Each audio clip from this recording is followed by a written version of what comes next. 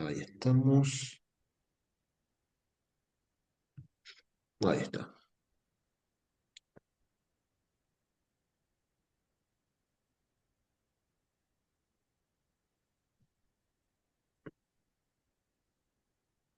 Bueno, la semana pasada sí, hemos empezado a ver todo lo que es sistema endocrino. Hemos visto un poco qué es lo que era una glándula, cómo se clasificaban las glándulas de nuestro cuerpo, endocrinas, exócrinas y mixtas. Habíamos dicho que nosotros vamos a centrarnos en las endocrinas, pero bueno, también hay una que anda dando vuelta, que es una glándula mixta, que es el páncreas, que también lo vamos a ver, ¿sí? Y habíamos hablado un poco de qué es lo que es una hormona, cómo se clasifican, un poco cómo se regulan, eso ya lo voy a retomar acá. Ah, esperen un segundito, que me voy a cerrar la ventana.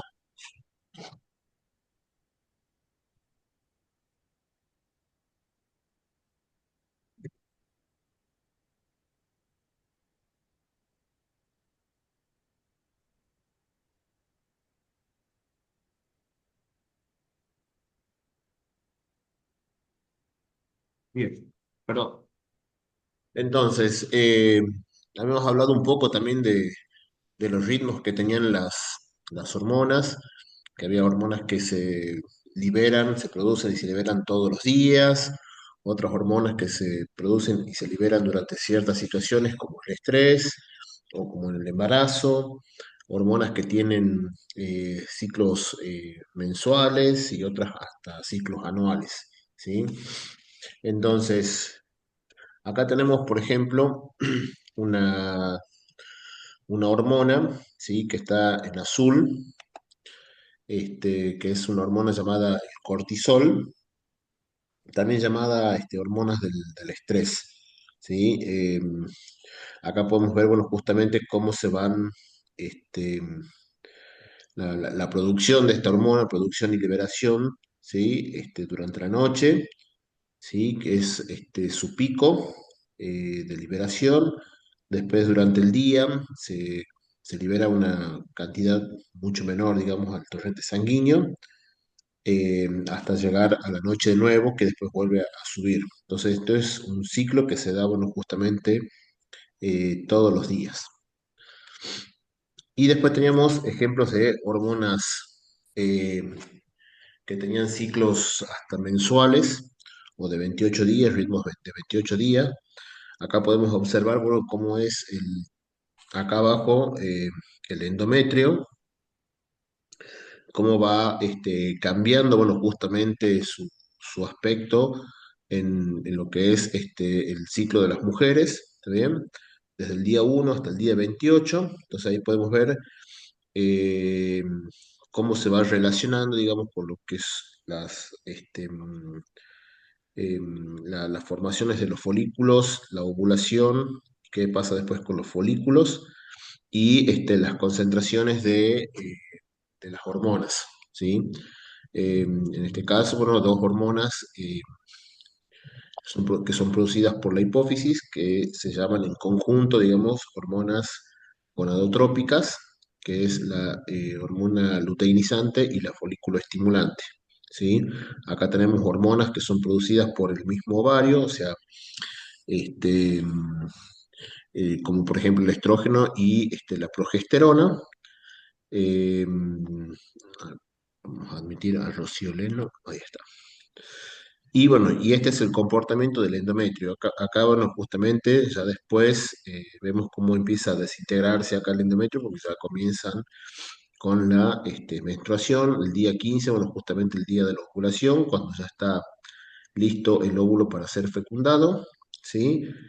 Acá podemos ver justamente cómo después de la menstruación empiezan a crecer de nuevo todo este tejido, preparándose, bueno, justamente para la ovulación, o sea, la liberación del óvulo, y en el caso de que llegue a producirse una fecundación, este tejido esté bien desarrollado, porque acá, bueno, va a terminar de crecer el bebé, ¿no? Si es que no se ha producido la fecundación, comienza a desintegrarse de nuevo y que es el sangrado en las mujeres. ¿cómo, cómo responde nuestro cuerpo a una hormona? Bueno, habíamos hablado también que las hormonas se unen primero a un receptor. Y habíamos hablado un poco de lo que son las clasificación de las hormonas. Hemos dicho que íbamos a clasificarlas como en dos grandes grupos, las hormonas peptídicas, o sea, las que están hechas de aminoácidos, y hormonas derivadas del colesterol, o sea, son lipídicas o sustancias grasas. Entonces, independientemente de eso, las hormonas se tienen que unir a un receptor. Generalmente las hormonas proteicas, ¿sí? Que están constituidas por aminoácidos, mejor dicho, generalmente tienen sus receptores en la membrana celular. En el caso de las hormonas esteroideas que derivan del colesterol, generalmente su receptor está en el interior de la célula. O sea que al tener una naturaleza grasa, esa hormona, puede atravesar sin ningún problema a la membrana. Entonces se une directamente con su receptor en el interior de la célula, que puede ser ya sea en el citoplasma o va hacia el núcleo. Entonces, esa unión, digamos, de la hormona con el receptor va a desencadenar una respuesta. Esa respuesta va a estar relacionada, bueno, justamente con nuestro ADN, ¿sí? ¿Por qué? Porque nuestro ADN es el que es, digamos, donde va a estar la receta de cómo vamos a hacer nosotros y cómo vamos a responder hasta incluso a ciertos estímulos. Entonces, estas hormonas se unen a su receptor, van a ingresar hacia el núcleo y van a desencadenar la producción de alguna proteína para que esa proteína pueda realizar la respuesta al estímulo, ¿sí? Entonces acá vemos cómo justamente se une el complejo de las hormonas a su receptor. Esto es algo así muy sencillo y básico, ¿no?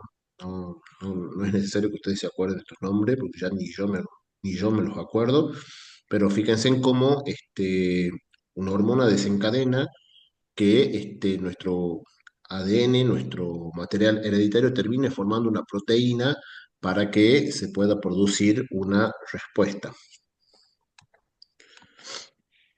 A ver si... Ahí está.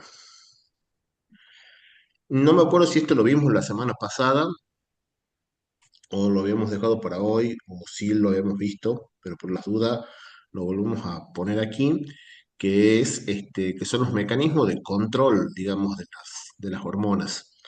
¿Por qué? Porque las hormonas se van a estar produciendo constantemente y se pueden o no estar almacenando. Pero su liberación y su fabricación, digamos, también va a estar eh, sujeta a algún tipo de regulación, ¿sí?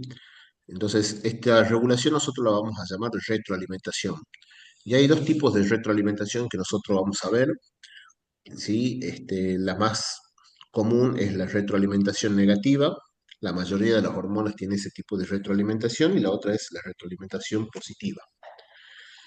Eh, Así, bueno, a modo gráfico, digamos, como a ver acá, pues ya después vamos a ver que es un poquito más complejo. ¿Qué es lo que sucede en la retroalimentación negativa, que es la más común? Es cuando ciertos niveles de hormonas, que es producido por una glándula, llegan hasta un cierto nivel y esa alta concentración de hormonas ya en la sangre es una señal, digamos, para que nuestro cuerpo deje de producir, ¿sí? O sea, si nosotros acá tenemos una hormona, ¿sí? Y para modo de entenderlo, nosotros le tenemos que poner como un valor de la cantidad, supongamos, no sé, 100 gramos de hormona en la sangre. ¿Sí? Cuando llega hasta ese valor, digamos, va a ser captado por nuestro sistema nervioso, de que hay una gran cantidad de hormonas en sangre. Entonces, se va a producir una señal para que se deje de producir la hormona. Entonces, al recibir esa señal, la glándula empieza a liberar menor cantidad de hormonas, ¿sí? Entonces se llama, bueno, sí, justamente retroalimentación negativa porque es un proceso por medio del cual se va a terminar dejando de producir esa hormona. La otra, eh, el otro método es la retroalimentación positiva, que es contraria a la negativa, bueno, justamente su mismo nombre lo dice, donde, bueno, justamente cuando una hormona llega a un cierto nivel, va a ser un estímulo, pero para que se siga produciendo más esa hormona, ¿sí? Pero esto no es infinito, sino que cuando ya nuestro cuerpo deja ya de necesitar esa hormona, se la deja de producir, ¿está bien? Esto no es que sea algo infinito, ¿sí? Porque si nosotros lo vemos acá en el gráfico, vamos a ver que es como un gráfico que sigue y continúa, y va a seguir la producción. Esto no es así, sino que, bueno, ya cuando pasa el estímulo, bueno, que justamente que ha hecho que se produzca esta hormona, eh, va a dejar de suceder, ¿sí? Y acá se pone un poquito más complejo cuando ya los pasamos, digamos, al aspecto real, digamos, ¿sí? ¿Por qué? Porque acá, bueno, generalmente van a estar, en la retroalimentación van a estar involucradas más de una hormona y más de una glándula. Nosotros acá lo hemos visto con una sola glándula y una sola hormona, un poco para entender más o menos a qué es lo que se refieren estas retroalimentaciones. Pero cuando ya lo pasamos a un plano un poco más real, ¿sí? Un poco más real, no más real, sino un poco más real. Nosotros acá vamos a ver que, bueno, justamente van a estar involucrados una mayor cantidad de hormonas y de glándulas, ¿sí? Entonces, acá nosotros tenemos una glándula uno y una glándula 2.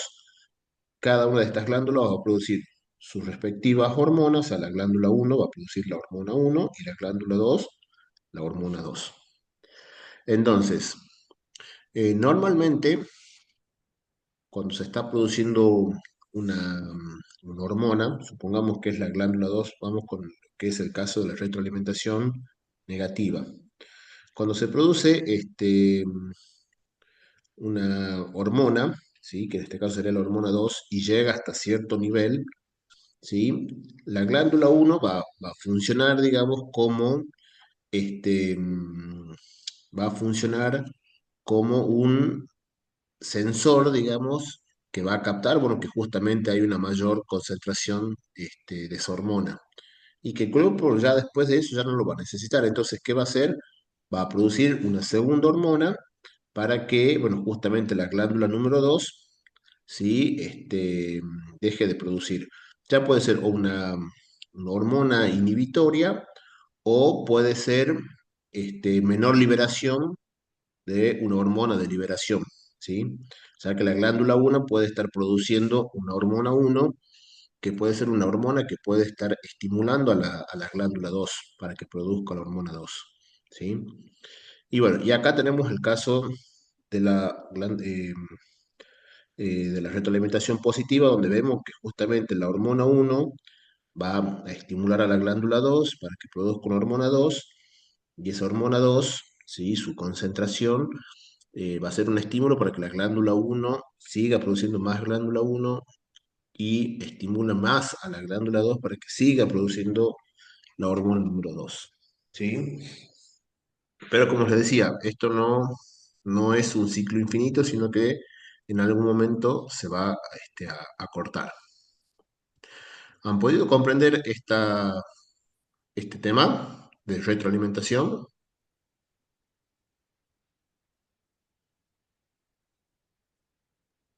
Sí, Muy bien. Bueno, entonces, estas retroalimentaciones, bueno, son fenómenos completamente opuestos, ¿sí? La negativa, que es lo que va a intentar a que se vuelva a un punto de inicio, ¿sí? En cambio, la retroalimentación positiva quiere que en algún momento todo cambie, digamos. Por eso es que se da esa mayor estimulación, digamos, para seguir produciendo más hormonas, ya para que el cambio que se ha iniciado ya pueda terminar, ¿sí? Bueno. Ahora vamos a empezar a ver distintos tipos de trastornos hormonales, ¿sí? Acá no estamos por ver, bueno, justamente específicamente cada uno de los trastornos. Eso ya lo vamos a ir viendo cuando veamos cada una de las hormonas. Esto es algo así como general, ¿sí? Para que entendamos cuando ya empezamos a ver, bueno, cada una de las hormonas, qué es lo que está pasando. Eh, los trastornos hormonales se los puede agrupar en tres categorías, ¿sí? Que son como lo más básico, ¿está bien? Eh, el primero, digamos, el primer tipo de trastorno es lo que se conoce como deficiencia hormonal, ¿sí? En este puede ocurrir, digamos, como ocurre con la diabetes tipo uno. ¿Sí? En la deficiencia hormonal hace referencia a que, bueno, justamente hay una menor producción de de una hormona X, ¿está bien?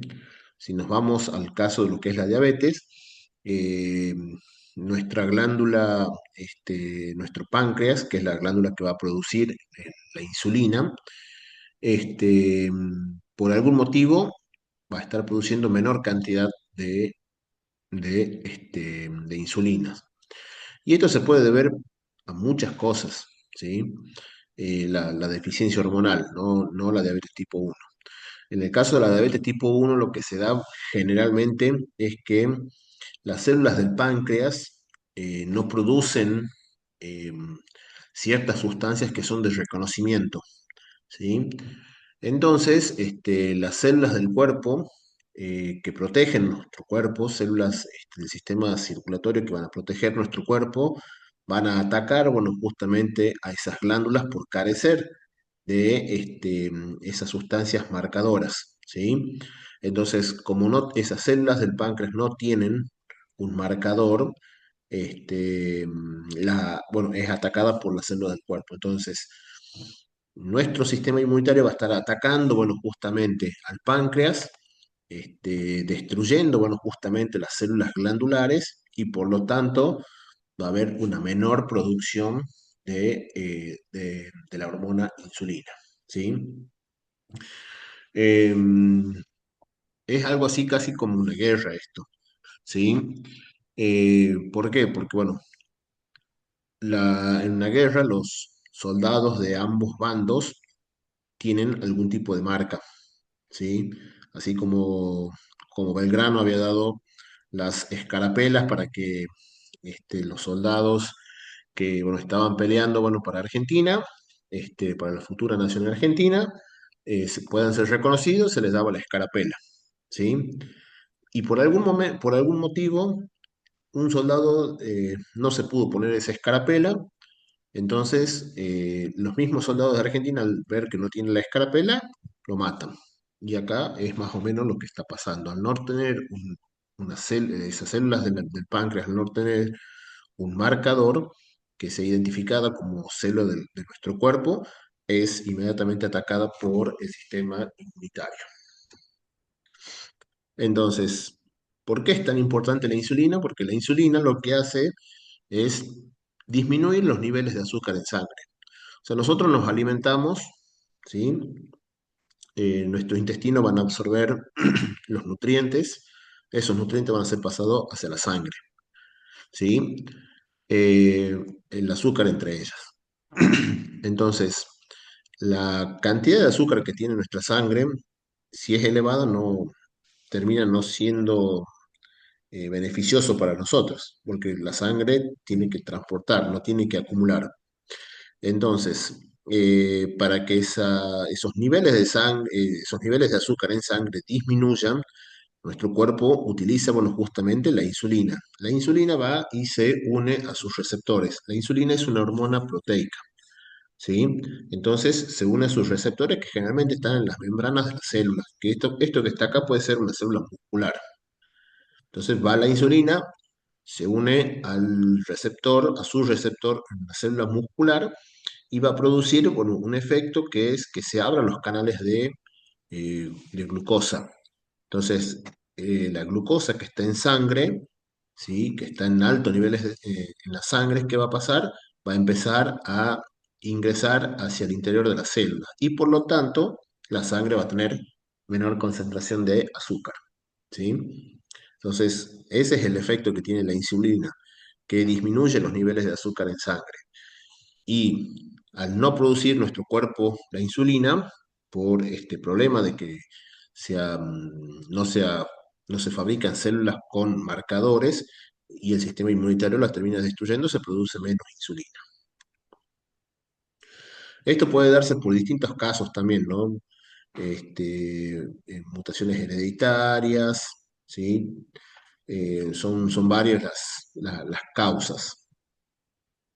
Eh, También puede ser por un defecto del aparato enzimático, ¿sí? Que no fabrique esos marcadores, porque esos marcadores al final terminan siendo proteínas que están en las membranas de las células. Entonces, al fallar esto por una mutación hereditaria, no se va a fabricar bien el marcador o por defectos del aparato enzimático, donde directamente no se va a fabricar bien la proteína y no se puede producir un buen marcador. Otro trastorno, digamos, que estaría relacionado con esto, con la deficiencia hormonal, es el hipotiroidismo, que ahí se puede dar casos por la falta de yodo en la alimentación, ¿sí? Eh, Otro caso, digamos, general, los trastornos hormonales, es la resistencia hormonal, ¿sí? Y acá se va a dar un caso en que el cuerpo, o mejor dicho, la glándula va a producir la cantidad de hormona normal que tiene que producir.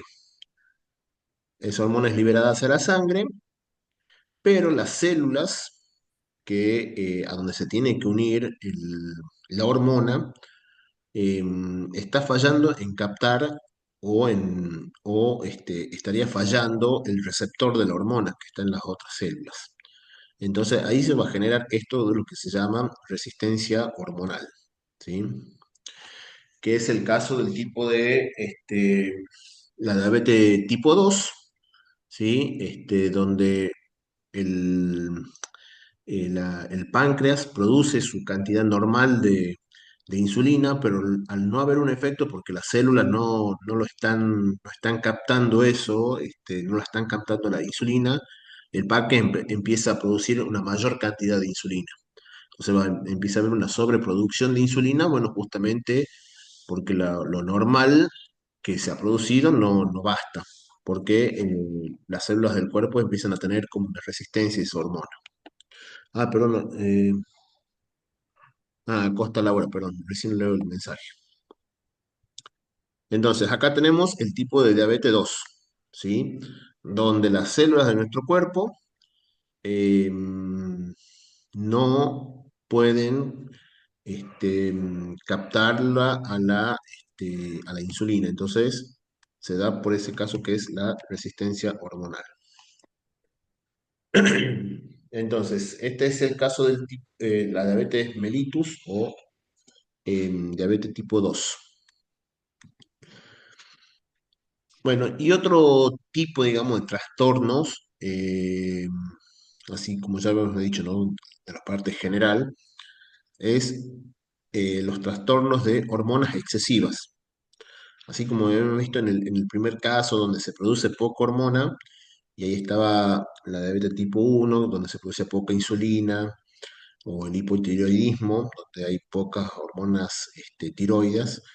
Está el caso contrario, que es el de hormona excesiva, o sea, se produce una mayor concentración o mayor liberación de hormonas. Y esto, bueno, se da bueno, muchas veces por una estimulación excesiva de la glándula a que produzca una mayor concentración de las hormonas. Y termina generando algunos problemas, ¿no? Como por ejemplo el hipotiroidismo, perdón, el hipertiroidismo o el gigantismo, que es cuando hay una mayor una liberación casi excesiva de lo que es la hormona de crecimiento, entonces las personas se hacen extremadamente altas, ¿sí? Que ahí podemos ver, bueno, justamente una persona de talla normal y acá podemos ver, bueno, justamente una persona gigantismo, ¿sí? Pero esto no significa que esta persona naturalmente sea alta. No es que todas las personas altas tengan este problema de gigantismo. Hay personas que genéticamente van a ser altas, pero esto se da, bueno, cuando se da un cierto trastorno en las glándulas que van a producir la hormona de crecimiento. Entonces hay algunos rasgos particulares, como bueno, el tamaño de la mano, los tamaños de los huesos de la frente o de la cabeza, que son los que más sufren, digamos, la mayor liberación de las hormonas de crecimiento. Y después habíamos dicho el hipertiroidismo, y bueno, acá está en contraposición con el hipotiroidismo. Eh, Acá en el norte argentino se da mucho esto del hipotiroidismo, pero es más por un problema de alimentación, donde nuestra alimentación es pobre en yodo, ¿sí? Pero acá tenemos el otro caso que es el hipertiroidismo. Bien, ahora comenzamos con, bueno, hasta acá llegamos con lo que es la bolilla número uno, ¿sí? Ahora vamos a comenzar ya con la unidad número dos. Este, bueno, esto es un poco para que ustedes recuerden lo que habíamos visto en embriología, está por decir, perdón, lo que habíamos visto en neurología, lo que eran el origen de nuestro sistema nervioso, el tubo neural, donde se producían estas tres vesículas y que iban a generar todas estas estructuras que vemos acá en el futuro. Y nosotros lo que estamos por ver, bueno, justamente es el hipotálamo, ¿sí? Es como nuestra primera glándula que vamos a ver acá en la materia, es el hipotálamo. Bien, entonces, como hemos visto, el hipotálamo tiene un origen nervioso, o sea, es tejido nervioso, está hecho por neuronas. ¿Está bien? Bueno, va a estar justamente acá ubicado en el extremo anterior del diencéfalo, y como su nombre lo iba a indicar, bueno, está por debajo del tálamo, ¿sí? Y en estas glándulas las células van a estar organizadas formando, bueno, estas estructuras que se llamaban núcleos. Recuerden que los núcleos eran todas esas agrupaciones de los cuerpos neuronales y a su vez van a estar formando como áreas nucleares también. Ahí podemos ver, bueno, justamente dónde está el hipotálamo y acá se lo presento al hipotálamo, ¿sí? Acá estamos justamente, fíjense, son todas una gran cantidad de agrupaciones que van formando estas estructuras que se llaman núcleos, y en su conjunto van a estar formando las áreas nucleares, ¿sí? O sea, todo esto que está pintado de rosita, ¿sí? Es nuestro hipotálamo. Y el hipotálamo, como es parte de lo que es nuestro sistema nervioso, tiene funciones, digamos, que es de respuesta a estímulos externos, bueno, que son captados por las células nerviosas de nuestro cuerpo, ¿no? Uno de ellos, bueno, justamente es reaccionar al estímulo del frío. Y la respuesta que se van a generar desde el hipotálamo es una de las tantas respuestas, ¿no? Y es una de las tantas funciones que va a tener, no es la única. Pero bueno, cuando nuestro cuerpo siente frío, ¿sí? Inmediatamente el hipotálamo es el que va a recibir esa señal, digamos, y va a enviar una respuesta, bueno, justamente para contrarrestar, digamos, ese frío que estamos sintiendo, y es lo que va a permitir que nuestro cuerpo empiece a temblar, empiece a cambiar la circulación de nuestra sangre, ¿sí? Para responder, digamos, al frío. Pero después también va a tener una función endocrina, ¿sí? Y el hipotálamo se va a caracterizar por esta frase que yo les he puesto acá, ¿sí? Produce hormonas controladoras, ¿sí? Eh, y yo ya le había anticipado un poco que en la clase pasada que hay dos glándulas que nosotros vamos a centrar mucho y vamos a estar constantemente volviendo a estas glándulas, porque son las glándulas rectoras del sistema endocrino, ¿sí? Son las que van a mandar a las otras glándulas. Por eso es que van a producir hormonas controladoras, ¿sí? O también, como se llaman, hormonas de liberación. Eh, a ver si estamos acá. Bien, acá tenemos un poco en un gráfico para que ustedes vean cómo va a controlar, bueno, justamente el hipotálamo a básicamente a todas las glándulas que vamos a ver, ¿sí? Integra y coordina toda la actividad endocrina, ¿sí? Entonces, debido a que son muchas las áreas, uy, espera.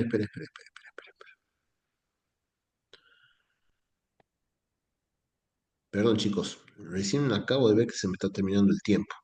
Bueno, ya continuamos la próxima clase, ¿sí?